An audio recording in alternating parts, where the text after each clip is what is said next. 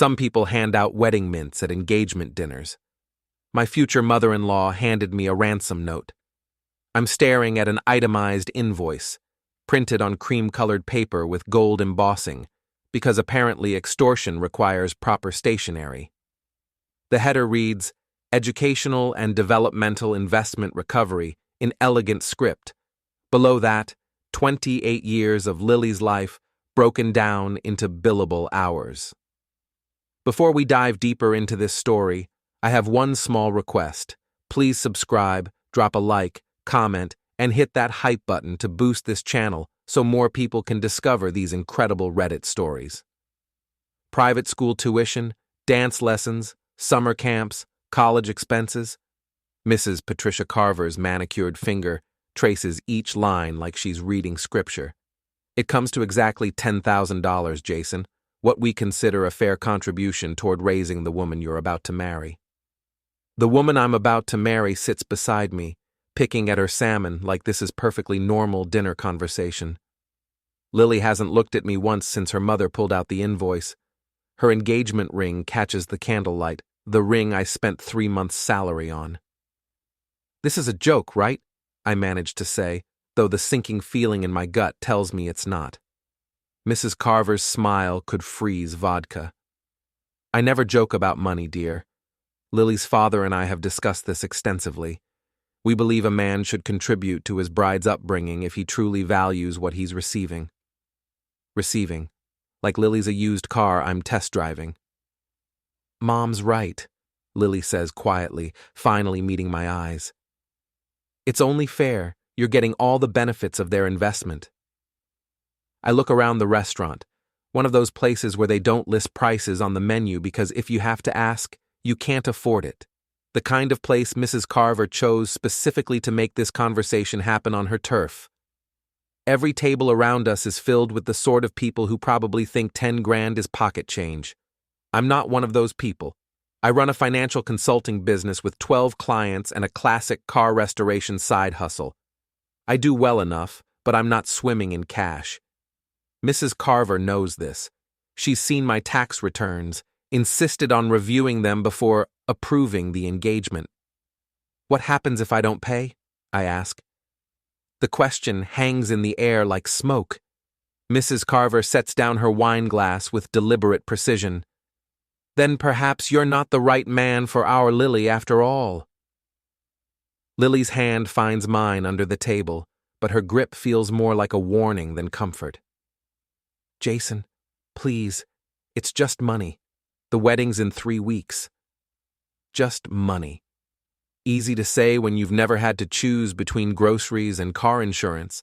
I think about the wedding we've planned, the venue I booked and paid for, the photographer, the flowers, the band, all contracted under my name because Lily said it would be easier that way.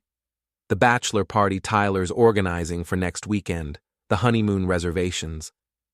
I need to think about this, I say. Mrs. Carver's smile turns predatory. Of course, take all the time you need. But remember, Jason, the wedding invitations have already been sent. It would be such a shame to disappoint all those people. The threat is clear. Pay up or be publicly humiliated as the man who couldn't afford his own wedding. I excuse myself and walk to the bathroom, pulling out my phone. $10,000. I could liquidate some investments, maybe take a loan against the garage. It would hurt, but it's possible. But it's the principle that's eating at me. What kind of family charges admission to love their daughter? When I return to the table, they're whispering. They stop when they see me.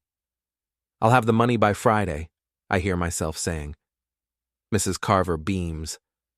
Wonderful. I knew you were the right choice for Lily. Lily squeezes my hand, and for a moment I see the woman I fell in love with. Sweet, funny, a little lost, but trying her best. Maybe this is just her mother's insanity, and once we're married, we can put distance between ourselves and the Carver family circus. Thank you, baby, Lily whispers. I love you. I want to believe her. I really do. But as we leave the restaurant, I catch Mrs. Carver texting someone. She's smiling that same predatory smile, and something cold settles in my chest. 3 weeks until the wedding. 3 days to come up with 10 grand. What could possibly go wrong? Tyler's garage smells like motor oil, cigarettes, and broken dreams. It's exactly where I need to be right now. $10,000? Tyler nearly chokes on his beer. For what, exactly? I'm elbow deep in the engine of a 1967 Mustang, trying to work out my frustration on a stubborn carburetor. Tyler's sitting on his workbench, shaking his head like I've just told him I'm joining the circus. For the privilege of marrying their daughter, I say, wrestling with a corroded bolt. Apparently love comes with a processing fee now. That's the most insane thing I've ever heard, and I once watched my cousin try to marry his stepsister. The bolt finally gives way, and I nearly punch myself in the face with my own wrench. It gets better. Lily thinks it's perfectly reasonable. Course she does. She's been drinking the Carver Kool-Aid her whole life. Tyler takes another swig of beer. You know what I think? I think this is a test. A test of what? How far they can push you before you snap. Rich people love that game, seeing how much crap regular folks will eat just to sit at their table. I want to argue with him, but deep down, I know he's right. The Carvers have been testing me since day one. The surprise credit checks, the casual questions about my business, the way Mrs. Carver always manages to mention how well Lily's ex-boyfriend is doing at his father's law firm. My phone buzzes. Text from Lily. At Sasha's place working on wedding stuff. Don't wait up. Love you. Sasha, Lily's best friend and maid of honor. A perfectly polished PR executive who makes Lily look humble by comparison. I've never liked her, but I've never been able to put my finger on why. She's out with the mean girl again, I tell Tyler. Sasha, that chick gives me the creeps. Too perfect, you know, like she's always performing. Another text from Lily. Sasha says hi. She's so excited for the wedding. I'm about to respond when a third message comes through. But this one's not from Lily's number. It's a screenshot of a text conversation. Lily's name at the top, but the messages are explicit. Very explicit. And they're not sent to me. The contact name reads B. My hands start shaking. I read the messages once, twice, 3 times, hoping I'm misunderstanding something. But there's no misunderstanding phrases like, can't wait to feel you inside me again, and Jason's working late, come over now. The messages are dated from last week. While I was at the garage, apparently my fiancée was entertaining someone named B.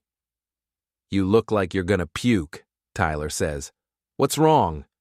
I show him the phone. He reads for a minute, his face getting darker with each message. Who sent you this? Unknown number. I scroll up, looking for more context, but it's just that one screenshot. Someone wants me to know. Could be fake. People can doctor this stuff pretty easy. I want to believe that. I really do. But something clicks into place. All those late nights, the girls' trips with Sasha, the way Lily's been distant lately, the way she wouldn't look at me during dinner with her mother. Another message comes through. This time, it's a photo. Lily, in our bed, with a man I don't recognize. Tall, dark hair, expensive watch. They're not exactly playing chess. I drop the phone like it's on fire. Jesus Christ, Tyler mutters, picking it up. Jason, I'm sorry, man, I'm so sorry. The garage spins around me. 3 weeks before the wedding. 3 days before I'm supposed to hand over $10,000 to marry a woman who's been cheating on me in our own bed. My phone rings, Lily's name on the screen. Don't answer it, Tyler says, but I do anyway, because I'm an idiot, and I need to hear her voice. I need to know if I can detect the lie. Hey, baby. She sounds breathless, excited. How's the car coming along? Fine, I manage. Having fun with Sasha? Oh, you know how it is. Girl talk, wedding planning, the usual. She's got some great ideas for the bachelorette party. In the background, I hear a man's voice. Deep, confident, saying something about ordering more champagne. Who's that? I ask. What? Oh, that's just the TV. We're watching some movie. You know, Sasha and her romantic comedies. The lie comes so easily. so naturally, like she's had plenty of practice. I need to ask you something, I say. About your mother's invoice. Jason, please, not tonight. We've been over this. Have we? Because I'm starting to wonder if this whole thing is some kind of setup. Silence on the other end. Then, setup? What are you talking about? Nothing. Forget it, I'll see you at home. Actually, I'm going to stay at Sasha's tonight. We've got so much planning to do, and it's easier if I just crash here. Of course she is. Sure, I say. Have fun. I hang up and look at Tyler. He's got that expression he gets right before a bar fight. Calm, focused, and absolutely furious. What are you gonna do? He asks.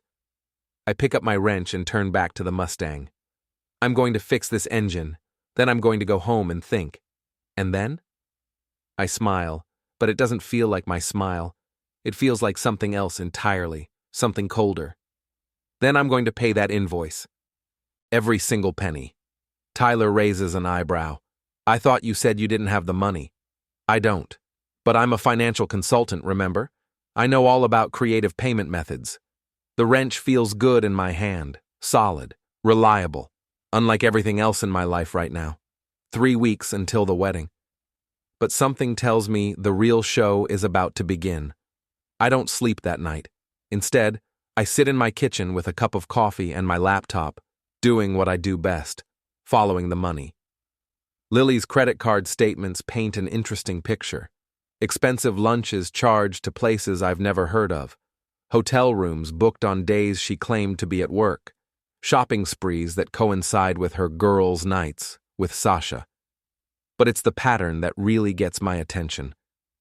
Every Tuesday and Thursday for the past 2 months, there's a charge at the Meridian Hotel downtown. Always the same amount, $250, always between 2 and 5 p.m. The Meridian isn't the kind of place you go for coffee. I cross-reference the dates with my own calendar. Every single hotel charge corresponds to a day I was working late at the garage or meeting with clients. Someone's been very careful about timing. My phone buzzes. Another anonymous text, this time with a name, Brent Morrison, Morrison Development Group. Thought you should know. I Google him immediately. Mid-30s, Harvard MBA, runs a high-end real estate development company. The kind of guy who wears $1,000 suits and drives cars that cost more than most people's houses. In his professional headshot, he's got the same arrogant smile I've seen on a dozen rich boys who think the world owes them everything. More importantly, he's exactly the type Mrs. Carver would prefer for her daughter. I dig deeper. Morrison Development has been in the news lately. They're bidding on a massive downtown redevelopment project. The kind of deal that would make someone very, very wealthy. The kind of deal that might require good PR support. Like the kind Lily provides at her agency. The pieces start falling into place. Lily meets Brent through work. Mrs. Carver finds out about him, probably through her extensive social network, and decides he's a better match than the blue-collar financial consultant. But there's a problem. Lily's already engaged. Solution? Make the engagement so expensive and humiliating that I'll break it off myself. Then Lily gets to play the victim, Mrs. Carver gets her preferred son-in-law, and I get to be the villain who couldn't commit. It's actually pretty clever. If I hadn't seen those photos, I might have walked right into it. My coffee's gone cold, but I barely notice. I'm in the zone now, following digital breadcrumbs. Credit card records, social media posts, business filings, everything leaves a trail if you know where to look. Sasha's Instagram tells its own story. Lots of photos from expensive restaurants, always with Lily, and increasingly often with a tall, dark-haired man whose face is conveniently just out of frame. The captions are innocent enough. Girls' night, and celebrating success, but the timestamps match up perfectly with those hotel charges. I screenshot everything. Financial records, social media posts, the anonymous photos. If this is war, I'm going to be prepared. Around 6 a.m., I hear Lily's key in the lock. I close the laptop and pretend to be reading the newspaper. You're up early, she says, looking slightly rumpled. Her makeup's been refreshed, but I can see the telltale signs of a long night. Her dress is wrinkled, her hair's a little too perfect, the way it gets when she's been running her hands through it. Couldn't sleep. Too much on my mind. She pours herself coffee and sits across from me. For a moment, she looks like the woman I fell in love with 3 years ago. Vulnerable, a little uncertain, beautiful in that effortless way that made me forget about all the things we didn't have in common. About the money? She asks. Among other things. She reaches across the table and takes my hand. Her engagement ring catches the morning light, and I remember the day I proposed. We were at the lake, just the two of us, and she cried when I got down on one knee. Happy tears, she said. The happiest she'd ever been. Was any of it real? I know my mother can be intense, Lily says, but she means well. She just wants to make sure you're serious about this, about us. And you? What do you want? She blinks, like the question surprises her. I want to marry you, Jason. I want us to be happy. Even if it costs $10,000? It's not about the money. It's about showing that you're willing to invest in our future, in our family. Our family. The Carvers, she means. The people who think love comes with a price tag. What if I can't come up with the money? I ask. For just a second, something flickers across her face. Relief? Hope? It's gone so fast I might have imagined it. You will, she says. I know you will. You're resourceful. She kisses my forehead and heads toward the bedroom. I'm going to shower and get ready for work. Busy day ahead.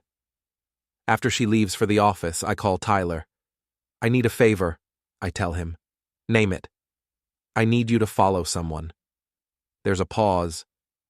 Jason, maybe you should just confront her, show her the photos, demand answers. And then what? She denies it, says the photos are fake, turns it around on me for not trusting her. No, I need proof, real proof. This is getting messy, man. It was already messy. I'm just catching up. Tyler sighs. What do you need me to do? I give him Brent's address, his office location, his usual haunts. Just see what he's up to today.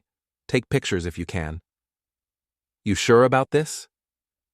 I think about the invoice sitting on my kitchen counter, about the hotel charges and the anonymous photos and the way Lily looked when I asked if she wanted to marry me. I'm sure. 2 hours later, Tyler calls back. You're not going to like this, he says. Tell me. Your boy Brent just picked up a woman outside the Meridian Hotel. Tall, blonde, looks exactly like the photos you showed me. My stomach drops. Lily's supposed to be at work. Well, she's not. They're heading toward the Morrison development offices now, very cozy in his BMW. I close my eyes and lean back in my chair. Part of me hoped I was wrong.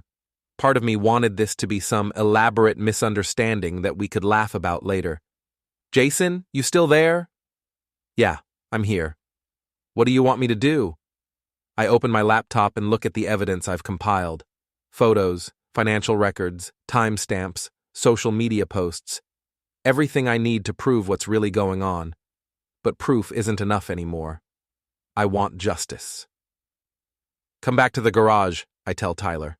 We need to plan. Plan what? I smile, and this time it feels genuine. Cold, but genuine. A wedding. The Morrison development offices are everything I expected. Glass, steel, and intimidation. The kind of building designed to make regular people feel small. I'm betting that's exactly how Brent likes it. I've been sitting in my truck across the street for an hour, watching the entrance. Tyler's parked around the corner, ready to document whatever happens next. We've got cameras, voice recorders, and a plan that's either brilliant or completely insane. At 2:15 p.m., right on schedule, Lily walks out of the building. She's wearing the blue dress I bought her for her birthday, the one she said made her feel beautiful. She looks around nervously, then gets into a black BMW that pulls up to the curb. Brent Morrison is exactly what his photos suggested. Tall, dark, handsome, in that generic rich boy way. He's wearing a suit that probably costs more than I make in a month, and he's got the kind of confidence that comes from never being told no. They drive toward the Meridian Hotel. I follow at a distance, my heart pounding like I'm heading into battle, which I suppose I am. I give them 30 minutes, enough time to get settled, to let their guard down. Then I walk into the Meridian like I own the place. The desk clerk is young, nervous, probably making $12 an hour. Perfect. "Excuse me," I say, flashing my most charming smile. "I'm supposed to meet my wife here, but I can't remember the room number. Lily Morrison? She's with her business partner." The kid barely looks up from his computer. "Room 412, elevators are to your right." Morrison. She's already using his name. I take the elevator to the 4th floor, my hands surprisingly steady. I've played this moment over in my head a dozen times, but now that it's happening, I feel calm, focused. Room 412 is at the end of the hall. I can hear voices inside, laughter, the clink of glasses. They're celebrating something. I knock. The voices stop. Footsteps. The door opens, and Brent Morrison is standing there in a hotel bathrobe, looking like he's just won the lottery. His expression changes when he sees me. "Can I help you?" he asks, but his voice cracks slightly. "Actually, yes. I'm Jason Parker. I believe you know my fiancée." Behind him, I can see Lily scrambling to put on clothes. She's saying something, but I can't make out the words. Brent tries to close the door, but I put my foot in the way. "We need to talk. Look, I don't know what you think is happening here, but I think you're sleeping with my fiancée in a hotel room that you've been renting twice a week for 2 months. I think her mother is trying to extort $10,000 from me to pay for a wedding that's never going to happen. And I think you and Lily have been planning this whole thing from the beginning." Brent's face goes pale. "You're crazy." "Am I?" I pull out my phone and show him the screenshots. "These are your text messages. These are the hotel receipts. These are photos of you and Lily in my bed." Lily appears behind him, fully dressed now, but looking like she's seen a ghost. "Jason, I can explain." "Can you? Because I'd love to hear it." She looks at Brent, then back at me. I can see the calculations happening behind her eyes, trying to figure out how much I know, how much she can deny, what story might still work. "It's not what you think," she finally says. "It's exactly what I think. The question is, how long has this been going on?" Brent steps forward, trying to look intimidating. "You need to leave, now, before I call security." I laugh, actually laugh. "Go ahead, call them. I'm sure they'd love to hear about your twice-weekly prostitution ring." "It's not prostitution," Lily snaps. "I love him." The words hang in the air like a slap.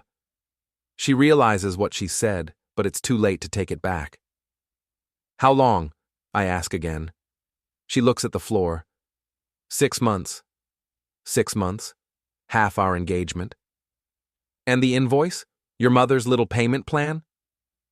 Brent and Lily exchange glances. "There's definitely something there." "That was my idea," Brent says. "Patricia thought you might be more amenable to ending things if the financial pressure was high enough. So you could swoop in and save the day?" Something like that. I have to admit, it's elegant. Make me look like the bad guy who couldn't afford his own wedding, then have Brent step in as the generous hero who could give Lily everything she deserved. Clean, simple, and it keeps their affair from looking like the betrayal it actually is. "There's just one problem with your plan," I say. "What's that?" Brent asks. "I'm not going anywhere." I pull out my phone and show them the recording app that's been running since I walked into the hotel. I've got everything. The affair, the financial manipulation, the conspiracy to defraud me of $10,000. All of it. Lily's face crumbles. "Jason, please, we can work this out." "Can we? Because from where I'm standing, it looks like you've already made your choice." Brent puts his arm around Lily possessively. "She has. She's chosen me." "Good," I say. "Because I've made my choice too." I turn to leave, then stop. Oh, and Lily? Tell your mother I'll have her money by Friday, every penny. What do you mean? She asks. I smile. You'll see. Back at the garage, Tyler's waiting with a six-pack and a grim expression. How bad? He asks. Bad, but not unexpected. I pop open a beer and lean against the workbench. They admitted everything. The affair, the setup, the whole thing. You get it recorded? I hold up my phone. Every word. Tyler grins. So, what's the plan? I've been thinking about this since I left the hotel. Lily and Brent expect me to slink away quietly, maybe make some angry phone calls, eventually move on with my life. Mrs. Carver expects me to either pay up or back down, either way proving I'm not good enough for her daughter. They're all about to be very surprised. First, I'm going to pay the invoice, exactly as requested. Tyler nearly chokes on his beer. What? Why? Because I'm a man of my word. Mrs. Carver wants $10,000 for raising Lily. Fine, she'll get it. I don't understand. You will. I pull out my laptop and start typing. Second, I'm going to make sure everyone knows exactly what kind of woman they raised. I spend the next 2 hours crafting the perfect social media post. It's got everything. Screenshots of the hotel receipts, photos of Brent and Lily together, the recording from this afternoon, and a detailed breakdown of the invoice Mrs. Carver presented. But the real masterpiece is the caption. Some people hand out wedding mints at engagement parties. My ex-fiancée's family handed me a bill for $10,000 to pay for raising her. Turns out, she's been cheating on me for 6 months with a real estate developer who helped plan the whole thing. I guess love really does have a price. It's just not what I thought it was. Consider this my wedding gift to the happy couple. The truth. Tyler reads over my shoulder. Jesus, Jason, this is nuclear. They started the war. I'm just finishing it. What about the wedding? All those deposits you made? I smile. That's the beautiful part. Everything's in my name, remember? Lily insisted on it because it would be easier. Well, it's about to be very easy indeed. I start making phone calls. The venue, the caterer, the photographer, the band, everyone gets the same message. The wedding is canceled due to unforeseen circumstances, and I'll be picking up my deposits tomorrow. Most of them are understanding. A few are annoyed about the short notice, but they're professionals. They've seen this before. The florist is the most sympathetic. Oh, honey, she says, I'm so sorry. Are you okay? I will be, I tell her. And for the first time in days, I actually believe it. By the time I'm done, I've recovered about 60% of what I spent on the wedding. Not perfect, but not bad either. Tyler's been watching me work with something approaching awe.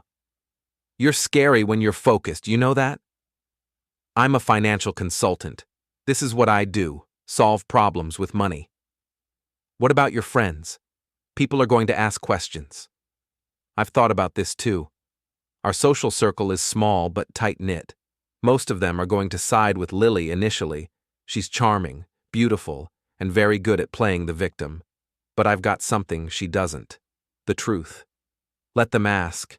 I've got answers. My phone starts ringing around 8 p.m. First it's my sister, then my college roommate, then 3 different neighbors. Word is spreading fast. I don't answer any of the calls. Instead, I post my social media masterpiece and turn off my phone. Now what? Tyler asks. Now we wait. But we don't have to wait long. Within an hour, Tyler's phone is blowing up with calls and texts. He puts it on speaker so I can hear. Dude, is Jason okay? This from Mike, one of our regular poker buddies. He's fine, Tyler says. Better than fine, actually. But that post, holy shit, is it real? Every word. There's a pause. Lily really cheated on him? With a rich boy who helped her mother try to extort money from Jason for the privilege of marrying their cheating daughter. Jesus, what kind of family does that? The kind that thinks regular people exist for their entertainment. More calls come in. Friends, acquaintances, even a few people I barely know.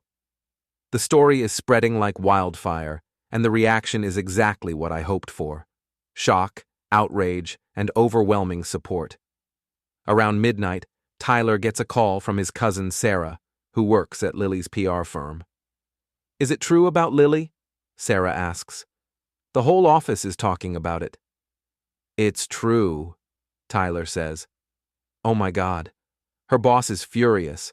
Apparently Brent Morrison is a major client, and this whole thing is making the firm look terrible. Like they can't control their own employees. I feel a warm glow of satisfaction. I hadn't even thought about the professional implications, but they're definitely there. Lily's career is probably over. "What about Lily?" Tyler asks. "How's she taking it?" "She's not here. Called in sick today, but everyone knows what's really going on. Her assistant says she's been crying all morning." "Good." Tyler hangs up and looks at me. "You feel bad about any of this?" I think about it. Really think about it. 6 months ago I would have. 6 months ago, I was still the kind of guy who believed in second chances and working things out and fighting for love. But 6 months ago, I didn't know that the woman I loved was capable of this level of betrayal. "No," I say. "I don't feel bad at all." My phone buzzes with a text from an unknown number. "You're going to regret this." I show it to Tyler. He frowns. "Brent? Probably, or Mrs. Carver, doesn't matter." Another text. "We can make your life very difficult." I laugh and type back, "You already tried that. How'd it work out for you?" No response. Tyler cracks open another beer. "So what's next?" "Tomorrow I deliver Mrs. Carver's payment. Then I'm done with all of them." "What kind of payment?" I pull out an envelope I've been preparing. Inside is a cashier's check for exactly $10,000 made out to Patricia Carver. Attached to it is an itemized invoice of my own. Wedding venue deposit, $3,000. Catering deposit, $2,500. Photography, $1,800. Flowers, $600. Band, $1,100. Miscellaneous expenses, $1,000. Total, $10,000. Payment for services rendered in exposing your daughter's true character, priceless. Tyler reads it and starts laughing.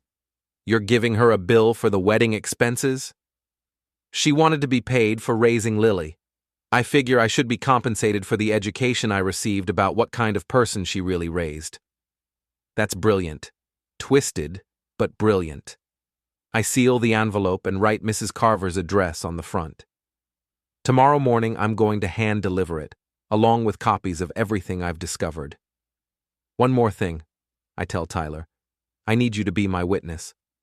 "For what?" "The final confrontation. I want someone there to make sure I don't do anything stupid." Tyler nods. "You got it, brother." I look around the garage, at the tools, the cars, the life I've built with my own hands. It's not glamorous, but it's real. It's honest. It's mine. Tomorrow, I'm going to show the Carvers and Brent Morrison what happens when you try to play games with someone who has nothing left to lose. Mrs. Carver lives in the kind of neighborhood where the lawns are professionally maintained and the mailboxes cost more than most people's cars. I pull up to her house at exactly 9 a.m., Tyler riding shotgun for moral support. "Nice place," Tyler says, looking at the colonial mansion with its perfect landscaping and circular driveway. "Must be nice to have screw you money." She's about to find out what screw you really means. I grab the envelope from the dashboard and walk up to the front door. It's one of those heavy wooden doors with stained glass panels, the kind designed to impress visitors with the homeowner's wealth and taste. I ring the doorbell and wait. Mrs. Carver answers in a silk robe and perfectly applied makeup, even at 9 in the morning. Her smile falters when she sees me. "Jason, this is unexpected. You said you wanted the money by Friday. It's Friday." I hand her the envelope. She opens it, expecting to find a check. Her face goes through several interesting expressions as she reads my itemized invoice. "What is this supposed to mean?" she asks. "It means I'm paying you exactly what you're worth. $10,000 for the valuable lesson about your family's character. Her face hardens. You have some nerve coming here after what you did to my daughter. What I did? Lady, your daughter's been cheating on me for 6 months with a guy you helped pick out. The only thing I did was refuse to pay for the privilege of being humiliated. That's not... Lily made a mistake, yes, but...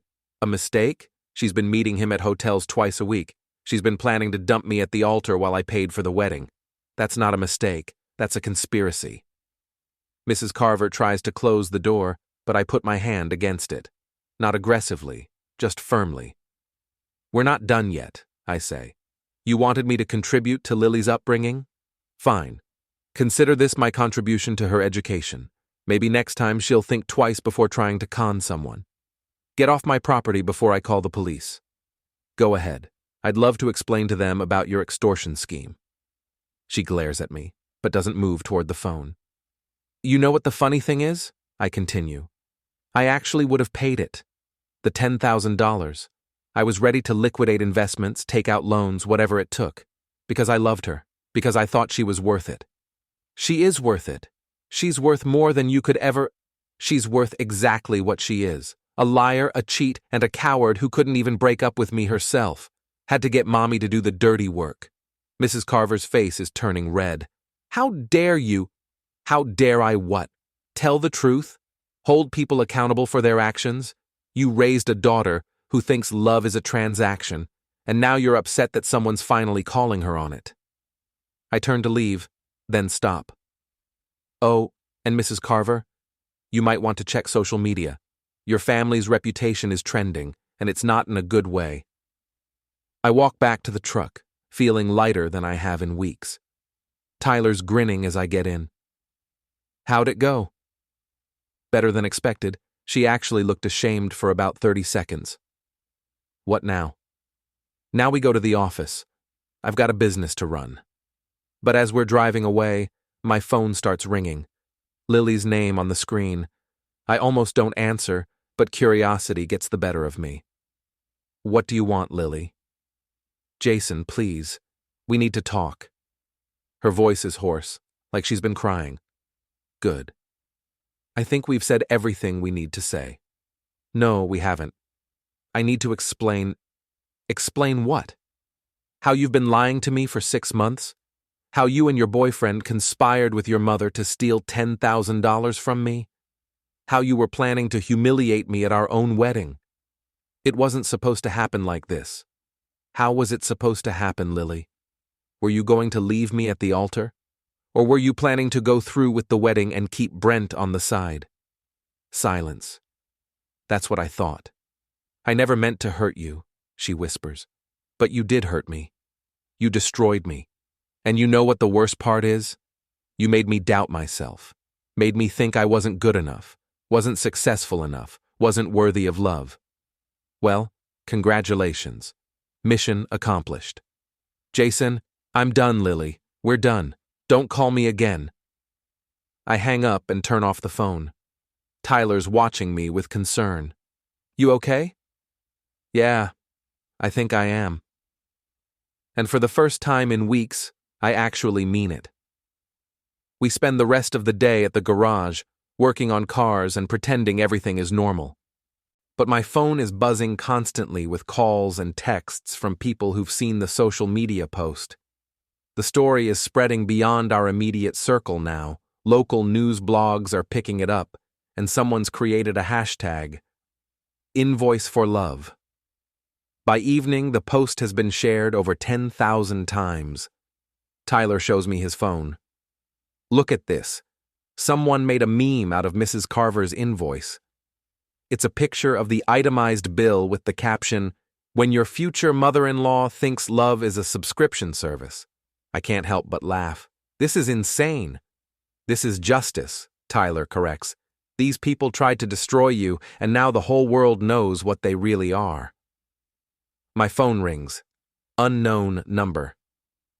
Hello? Mr. Parker? This is Jennifer Walsh from Channel 7 News. We'd like to do a story about your experience with... I hang up. It rings again immediately. Different number. Mr. Parker, This is David Chen from the Tribune. We're doing a piece on modern relationship dynamics and I hang up again. Media? Tyler asks. Apparently this is news now. You gonna talk to them?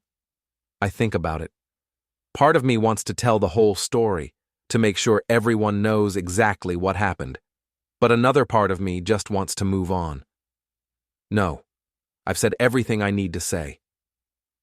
Around 8 p.m., Tyler gets a call from his cousin Sarah.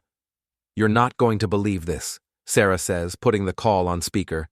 Lily got fired. What? Her boss called her into the office this afternoon. Apparently, the Morrison development account is worth about $2 million a year to the firm. When Brent found out about the social media post, he threatened to pull the account unless they fired Lily immediately. I feel a stab of something that might be guilt, but it passes quickly. Lily made her choices. There's more, Sarah continues. Brent's wife found out about the affair. Tyler and I exchange glances. Brent's married? Tyler asks. Very married. 3 kids, big house in the suburbs, the whole thing. His wife saw the post and put 2 and 2 together. She's filing for divorce and going after half his business. Now I do feel bad. For his wife and kids, not for him. What about Lily? I ask. Last I heard, she's staying at Sasha's place. Apparently Brent won't return her calls now that his marriage is imploding. So Lily lost her job, her fiancé, her boyfriend, and her reputation, all in the span of 48 hours. It's almost too perfect. Almost. Tyler hangs up and looks at me. How do you feel about all this? I consider the question seriously. How do I feel? Satisfied, vindicated, free.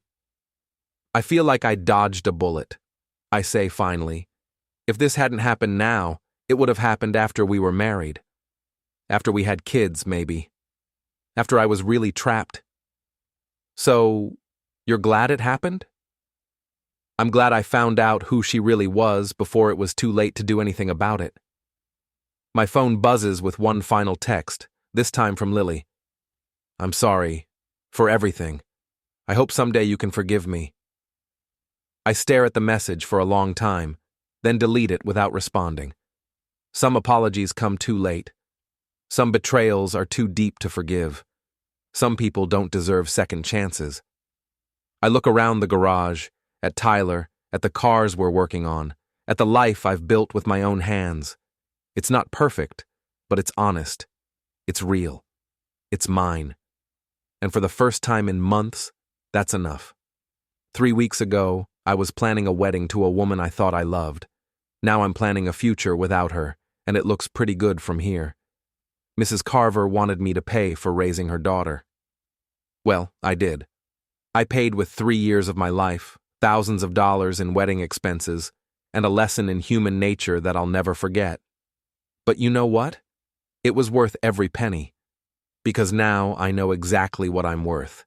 And it's a hell of a lot more than $10,000.